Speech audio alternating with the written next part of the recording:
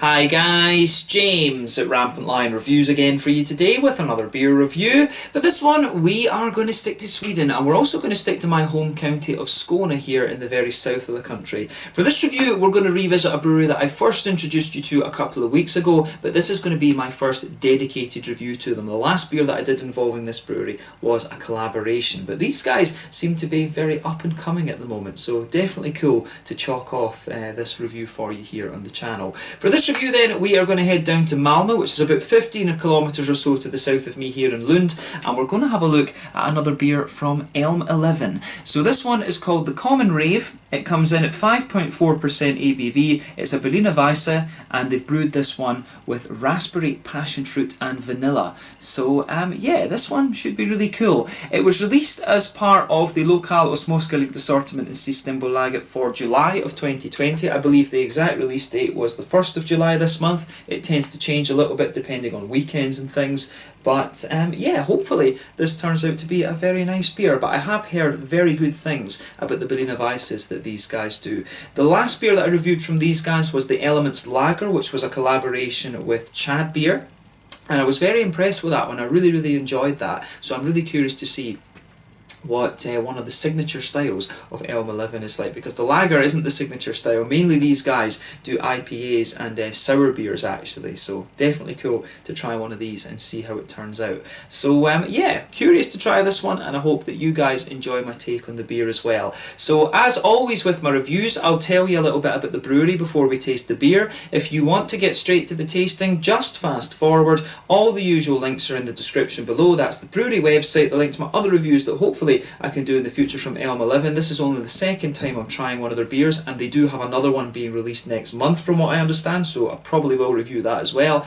But there's all the usual social media down there too. If you want to see more reviews, do please consider subscribing to the channel. The whole channel of course has a geography based tagging system, so you can go into the homepage and search for beer based on country, city, state, county, province, prefecture, whatever it is you happen to be interested in. Do check out the playlists of beers from different countries. There is one there for all the Swedish beers that I've reviewed for you. That's constantly being added to, and as always, please do get in touch and let me know some of the other beers and breweries that you guys would like to see me review. It's always great to hear from you guys that are watching the videos, and the support that you show the channel is hugely appreciated. So anyway, to tell you a little bit about Elmeleven then, on to my brewery notes. So Elmeleven, as I mentioned to you already, are based in Malmö, and the company was founded by Anders Kvist. So he started his brewing project a couple of years back, and he says that he views brewing beer as his sort of artistic expression, and his interest in beer started when his friend bought him what he called a non-industrial lager, and he was just kind of blown away that this is what beer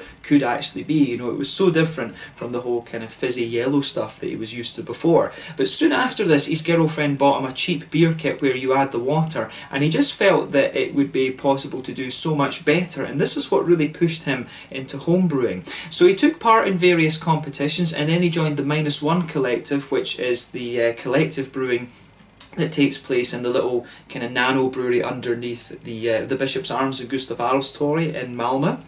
There's a number of breweries involved in that, of course, and this was actually where he sold his first commercial beers, in that Bishop's Arms pub, so I need to go there and have a little look. And see if I can get some of the more random Elmeleven things. Production was very small over the last few years, only a couple of thousand litres, but more recently he's been brewing in the Nerd Chad Lilla Ölfabriken brewery, and he's kind of been scaling up, if you like, and he's got several Systembolaget beers, several beers that are going to be released through Systembolaget, I should say, over 2020. But as I said earlier, mainly these guys brew IPAs and sour beers, and Anders says that he just wants to keep trying new things at the brewery and in the future, so we'll probably see a few other different styles come out from them over the next little while. But if he's working with the likes of Hannes at Nerd and Chad and things like that, you know, he's got a good team around him, and it'd be cool to see these guys do that a little bit more kind of permanently, if you like, at the Lilla Ölfabriken brewery, of course. But the name Elmeleven, as I'm sure you can agree, it's quite an unusual one. But Elmeleven apparently comes from where he lived. He used to stay on Almbacksgatan 11, or Almbacksgatan 11, I guess you would say in Swedish. But Alm translates into English as elm, as in the type of tree, and this is just something that stuck with him from his home brewing days, and he decided to use it as the name of the brewery. But as of July 2020, when I'm producing this review for you, these guys have produced around 30 different kinds of beer according to Untappd, and no doubt that number will continue to rise over the next years and months, because you know, the small breweries like this, they always tend to try different things. So I'm looking forward to seeing what these guys have planned over, or what Anders has planned for the brewery over the next little while. As I said, I do know that there is a Berliner Weisse again coming out next month. I think it's a Passionfruit one next time, so you will see me review that at some point fairly soon, next month at some stage. So yeah, that's all I can really tell you about Elmeleven for the moment. Once again, a big thank you to Anders. He gave me this information for the Elements review that I did for you a couple of weeks back, and it is the same brewery notes that we have there. So yeah, if you want to learn more about Elmeleven, you can check out the brewery website. You can follow them on Facebook and Instagram to keep up to date with all the latest goings on, and of course you can check out the Rate Beer, Untappd and Beer Advocate pages to learn more about all of the different beers that these guys have done. So yeah, let's see how we get on with this one then. I'll just let you have a little look at the artwork before we open it up.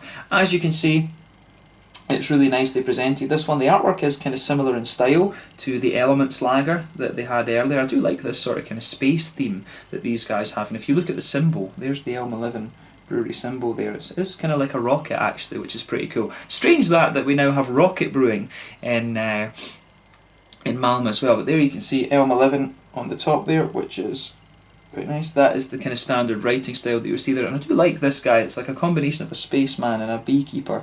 Not sure if that's intentional, but the artwork is very nice. Oddly enough, it doesn't say who the artwork is by on the label. I don't know if it is just Anders that does it himself, but whoever it is, the artwork on this one I think is really nice actually. So yeah, that's pretty cool. Here you can see just a plain black bottle cap on this one. As I said to you, this beer is 5.4% a Berliner Weisse with raspberry, passion fruit and vanilla, and it was released as part of the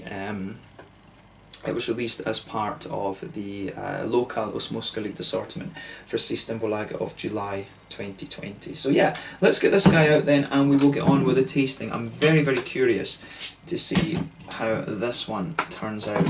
So yeah, let's get this guy out and into the glass then. Very, very curious about this. This should be pretty damn nice actually. Ooh, that looks exactly as you would expect. I would have expected it to have a little bit more, head on it, right enough. But this one has wheat and rye in it, it says on the side here, Rogmalt, so rye malts. So yeah, should be very interesting. But yeah, as you can see and as you would kind of expect from this one, when it's got raspberry in it, it's poured a lovely, how would we describe this colour? It's almost like a kind of, to be honest, it's almost like a bit like a kind of tomato juice colour, to be honest with you, but maybe a little bit more kind of pinkish than red.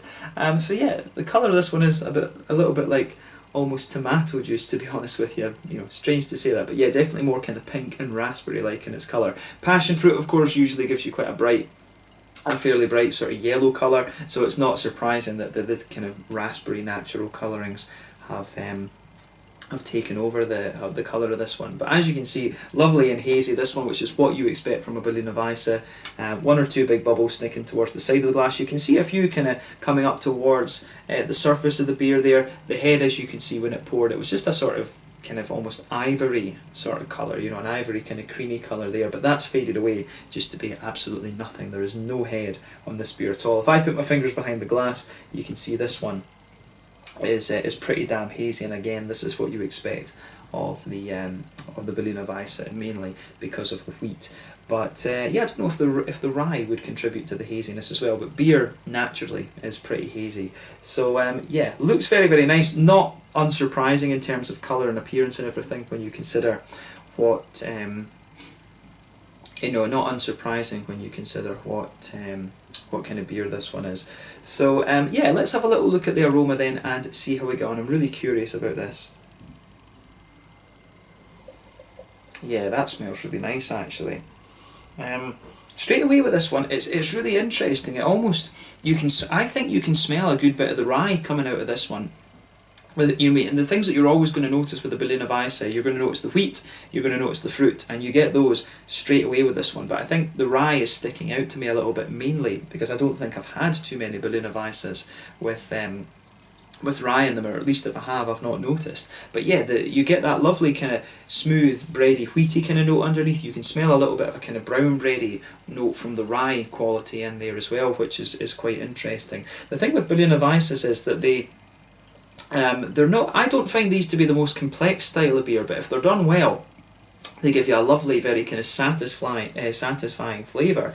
I noticed that there's not hops listed in this one, and you can kind of tell that from the aroma as well. You do get a little bit of grassiness out of the beer, but other than that, there's nothing. Because normally, what they would do in Berlin is that they would add a little bit, some of the older noble hops to it. They would let the hops age a little bit, from what I understand, and then put put a little bit into it. I think usually in Germany they will do these with a little bit of Hallertau or Tettnanger hops, but of course they're only like 5% alpha acid, normally 5.5%. So if you put in these hops when they're brand new, they will the bitterness of the hops will kind of almost sort of just take away from the sort of sourness of the beer, if you like. So you have to be careful with the way that you add these things. But yeah, the way that this beer comes across is really nice. Just a little bit of grassiness out of it. It's almost the power of suggestion, to be honest, but you can tell that this beer doesn't have the hops in it, because it doesn't have the floral character or the little bit of earthiness that you'd normally expect from the noble hops. But as I say, underneath, big kind of white bready notes in there. It almost comes across as being a little bit kind of lactosey or oaty in the aroma. There's not lactose or oats in this one, but it does give you a little bit of that impression. That could well be the passion fruit. Passion fruit can give you just a little touch of a kind of creamy note. Mango does the same thing, but you do get, towards the back of the nose, you do get a little bit of a brown bready, grainy quality coming out of this one, which is quite interesting.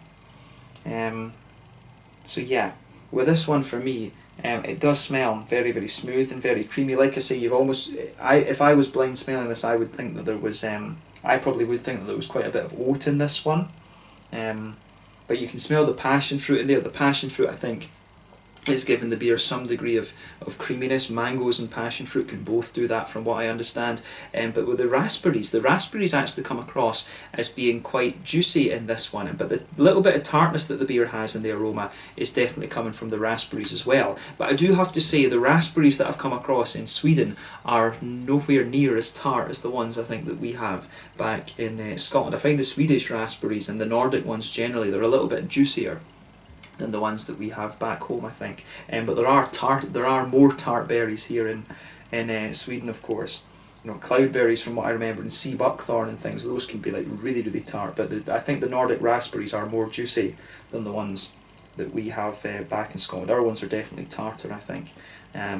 But yeah, the raspberry notes that come out of this are very, very nice. To some extent, this beer, it reminds me of the little Munch Bunch yogurts that my mum used to put in my lunchbox, and of course that's not a good reference for Swedish people. Like Petit Filou, this beer does have a little bit of that kind of raspberry, strawberry-ish Petit Filou type note to it. It's definitely fair to say that. But the tartness you get out of this one is definitely the raspberries, but at the same time it's quite a juicy tartness, I would say. So yeah, take a little bit of time and enjoy that aroma before you get stuck into it. There's a good few interesting things in there. But yeah, I like this one. I do have to admit, I like this one. And you can tell that it's genuine raspberries that have been added to it, because you almost get that slightly, I like to say it's a kind of fluffy aroma, if you like. If you go and smell brambles after it's rained, my grandpa always used to have brambles in his garden, so I always used to go and smell the blackberries and stuff like that would come off of those. This beer does have a little bit of that almost brambly type quality to it in the aroma as well, so you know that it's genuine raspberries in this and not flavour essence. But yeah, let's take a taste of this one then and see how we go. And take a bit of time to enjoy that aroma first though. This one is the Common Rave, a 5.4% Berliner Weisse, brewed by Elmeleven in Malmö, brewed with raspberry, passion fruit and vanilla, so it should be quite interesting. Oddly enough, the vanilla I don't think the vanilla kind of comes out all that much in this one. Maybe that's what's giving me, maybe I'm sort of mixing up the kind of creaminess that the beer has and the oatiness, but yeah, the vanilla, I think, there's a bit of it, as I say, but I would, if I was blind smelling it, I would think more kind of creamy and oaty rather than anything else. But yeah, let's get stuck into this one. Sláinte skål.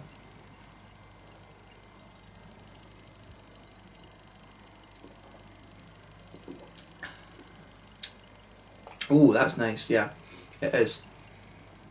I'll tell you something, in the impact, you always have to be aware with the first little sip of these things, because it does take your mouth a wee bit of time just to adjust to the sourness of the beer, but this one does have quite a little bit of kick to it in my mind.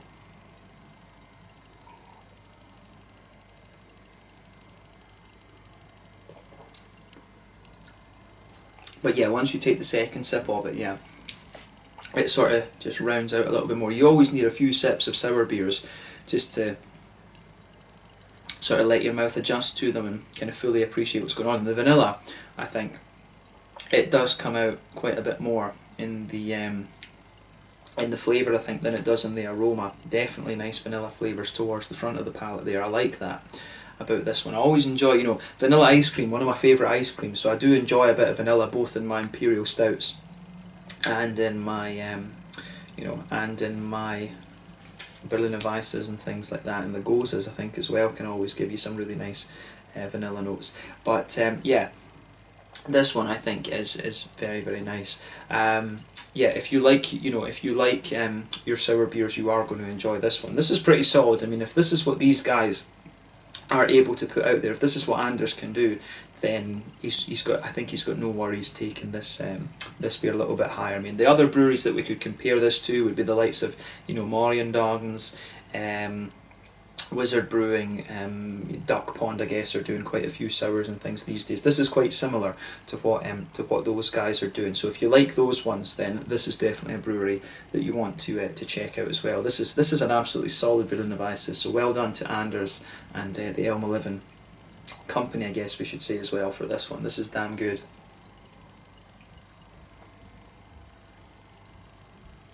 And I guess that's the kind of interesting thing probably for the guys at Lille Ölfabriken, because, you know, Hannes is very good with the stouts. The other two breweries are pretty much kind of session.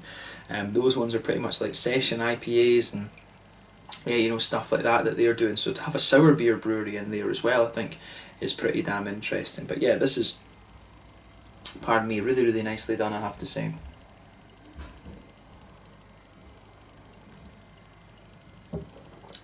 But yeah, let's try and break the flavour of this down a little bit then. So yeah, straight away with this one you can feel that nice kind of white bready wheaty quality. That blankets the middle of the palate there. The middle third of your tongue I definitely would say is more kind of white bready and wheaty, but as you go into the back third of your tongue, it's definitely a little bit more kind of grainy and rye-like. It does, you do get more of the rye, I think, towards the back of the palate.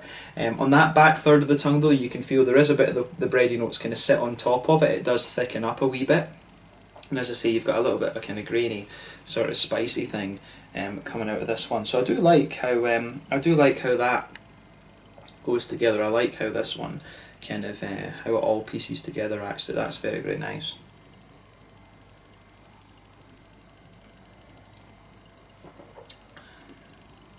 Yeah, it's the malt base, as I say, is quite simple on this one. As I say, white bready wheat in the kind of middle of the palate. There's maybe a teeny little bit of a very, very slight sort of there's almost the light impression of a very slight Werther's Original flavour in the very centre of your palate. That will be the booziness of the beer. But yeah, as you go further forward on that kind of middle third of your palate, that's when you start to get the slightly thicker, almost oaty-like, oatmeal-like qualities coming out of this one. You can definitely feel it getting thicker and more creamy the further forward that you go with this one. So I do like how that element of the beer goes together as well. It would really give me the impression of some kind of oats being added into the brew, but the vanilla kind of sits there as well, which is very, very nice. In the back corners of the palate, it's got a nice little light earthiness to it. As you move further forward along the sides of the palate there, it does get a little bit more kind of floral and aromatic, if you like. There is almost a slight impression of a kind of floral quality there. but yeah, you do have a wee tiny touch of almost earthy-like qualities at the back of the palate, and as I say, there's not hops added to this, but you still get a little bit of that impression out of this one. But yeah, teeny little bit of earthiness in the back corners of the palate for me. There is very slight kind of floral note on the front corners of the palate and a wee touch of grassiness on the front curve of the tongue there. I find it unusual that I get these flavours out of it, because as I say, there is no, as far as I can tell, there is no hops. There have been no hops added to this beer, but it's weird that I still get those little flavours out of it too. But yeah, let's focus on the front third of your tongue now, because this is where most of the action is when it comes to the Berliner Weisse style.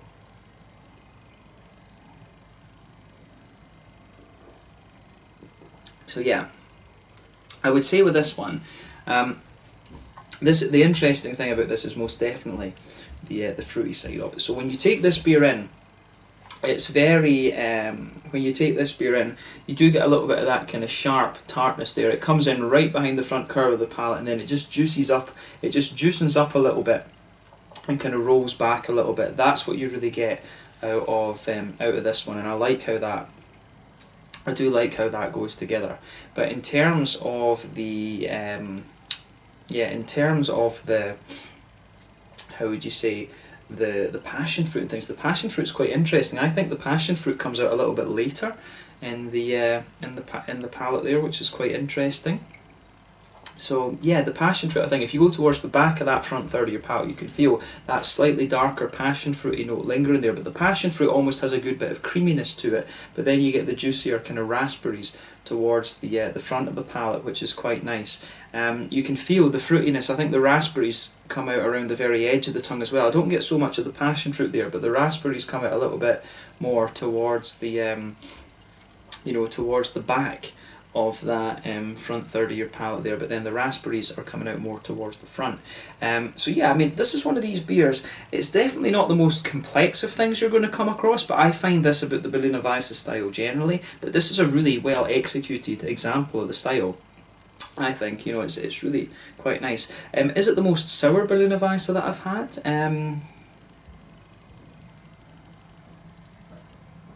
I think it's somewhere in the middle, to be honest with you. I've had ones that are less sour than this and more juicy, and I've had ones that are slightly more sour than this. So this one, I think, is pretty middle of the road in terms of how sour it is. But the sourness, I think, the level of sourness that it has does linger there. You've seen how long it was since I took a sip of this one, and the sour qualities really do linger out of this beer a little bit. So I like how that, I do like how that goes together. So yeah, I mean, it's really nice, this one. I like how this goes together, and I certainly wouldn't hesitate to drink it again. I'm curious to see what their other one is going to be like. I can't remember if the one next month is a Gose or if it's a Berliner Weisse, but yeah, I definitely want to have a try of the one that's being released next month as well. But this is a really nice example of the Berliner Weisse style. Like I said, I'm surprised that this one doesn't have a bit of oatiness in it, but the vanilla flavours really do linger there into the aftertaste, so I like how that goes together. In terms of the mouthfeel of this one then, this is a fairly mid-bodied beer. The carbonation's really smooth. Like I say, this beer has a really almost creamy kind of mouthfeel to it, which is interesting. And I think the vanilla flavours in this one are kind of promoting that a little bit. In terms of IBUs, I think you'd be lucky if you get about 5 IBUs out of this one. Very, very low in terms of its IBUs, probably when it's got no hops added to it. If indeed it doesn't, I would say that it's probably, it could well be a 0 IBU beer. The sourness to this one, I'd say for the style, is pretty kind of middle of the road. It does have a little bit of a puckering quality when you first take it in, but the fruitiness really juicens out there. And the things that linger into the aftertaste, it's some of the wheatiness, the sort of kind of oaty, creamy notes in there that you get out of it as well. You've also got some...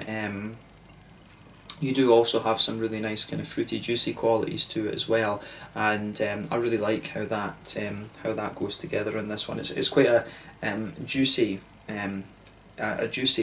Berliner Weisse, but also some of the vanilla notes. The way the vanilla comes out of this one a little bit later is also very, very nice. So yeah, let's leave it at that for this one. This one was the Common Rave, a 5.4% Berliner Weisse from Elmeleven, who are based in Malmö, just to the south of me here in Skåne, in the south of Sweden. A really interesting beer, this one, and if you're into the likes of Morgendag and the Stuck Pond, Wizard Brewing, you know, these guys are definitely a brewery that you want to keep your eye on, so do bear that in mind.